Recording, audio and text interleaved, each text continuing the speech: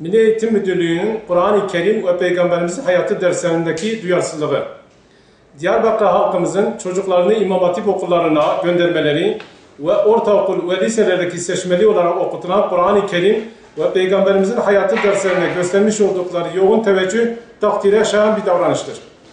Müslüman halkımız çocukları için büyük bir tehlike olarak gördüğü ahlaki yozlaşmaya karşı Kur'an-ı Kerim ve Peygamberimizin hayatını kurtuluş reçetesi olarak görmüştür. Maalesef halkın bu yoğun teveccühüne karşılık il ve ilçe milli eğitim müdürlükleri halkın bu talebini görmezlikten gelerek öğretmen ihtiyacını karşılayamamış ve gerekli tedbirleri alamamışlardır.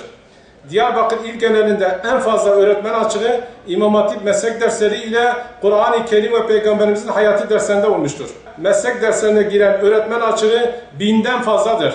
Ancak 2 haftadan fazla dersler boş geçmesine rağmen il ve ilçe milli eğitim müdürlükleri bu ihtiyacı karşılayamamışlardır.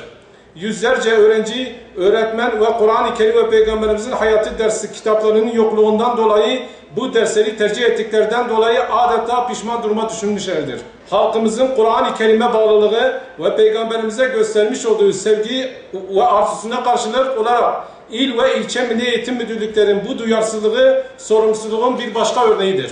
Milli Eğitim Müdürlükleri ücretli öğretmen alımlarında meslek derslerinde daha çok ön lisans mezunlarını görevlendirmiştir. Halbuki liyakat açısından bu dersleri cami görevlisi İmam Hatiplerin yapması daha uygun bir tercihtir.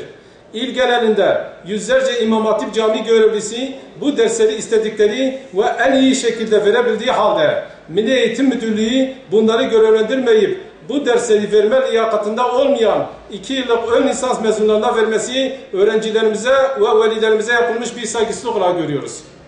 İşin daha vahim boyutu da özellikle bazı okul idarecileri ortaokul ve liselerdeki Kur'an-ı Kerim ve Peygamberimizin hayatı derslerine hiçbir ilgi ve alakası olmayan beden eğitimi, fen ve teknoloji ve müzik dersi öğretmenlerini vererek adeta bu derslerin gerçek mahiyetine ulaşmasına engel olmaktadırlar. İmam Hatip Mezunları Yardımlaşma ve Danışma Derneği olarak halkımızın Kur'an-ı Kerim ve Peygamberin hayatı derslerine seçmelerini takdirle karşılıyoruz. İl ve ilçe milli eğitim müdürlükleri gerek İmam Hatip meslek dersleri öğretmeni seçerken ve gerekse orta ve liselerdeki Kur'an-ı Kerim ve Peygamberimizin hayatı derslerini okutacak öğretmenleri görevlendirirken liyakatı esas almalıdır. Özellikle cami görevlisi İmam Hatip ve Kur'an kursu öğrencilerine öncelik tanımalı ve bir an önce ders kitaplarını temin etmelidir.